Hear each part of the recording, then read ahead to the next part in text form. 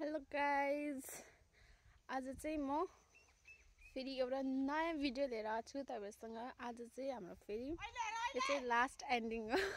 कोदो काट्नु आगो चाल चाहिँ यहाँबाट बडीले कराइरहनु भएको छ छिटो काम गर्नु भनेर। मेरो आमा अन्त बडी अरू पनि आज आउँछ। अहिले चाहिँ हामी तीनजना मात्रै छौँ। ए अनि उहाँ बर छ। हेलो भनिदिनु न आमा। हेलो, के गर्नु आएको हामी? कोदो काट्नु आएको। अस्ति रोपेको थियौँ, आज काट्नु आएको। ओ बडी यता हेर्दिनु न। अस्ति रोपेको गरे, अस्ति रोपेको आज चाहिँ काटेको।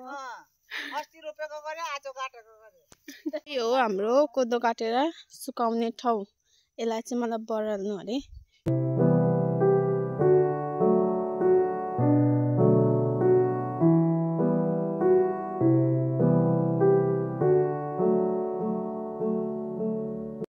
चाहिँ अहिले यहाँ बढालिसक्यो।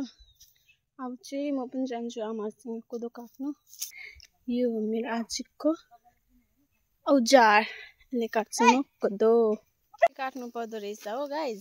मैले चाहिँ सोचे थिएँ कि यहाँ फेद्दैमा काट्छ भनेर, यो यसरी नै फेद्दैमा काट्छ भनेर। तर मैले आज थाहा पाएँ कि कोदो चाहिँ यसरी काट्नु पर्दो रहेछ है। बाला बाला यसरी काट्नुपर्छ। कोदोको चाहिँ धानको चाहिँ फेदमै टर्छ होला। कोदो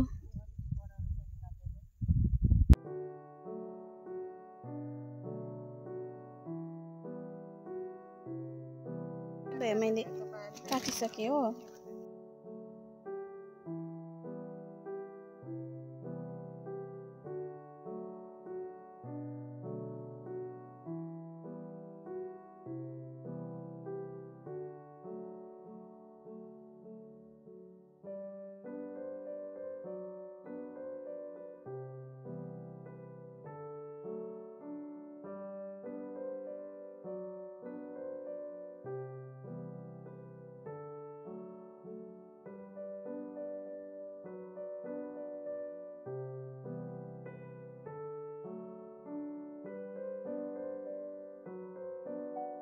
सबैजना बसेर बात गरिरहनु भएको छ। एकछिन रेस्ट। सो आजको लागि चाहिँ यति नै। पायल बहिनी बाई बाई भनिदेऊ।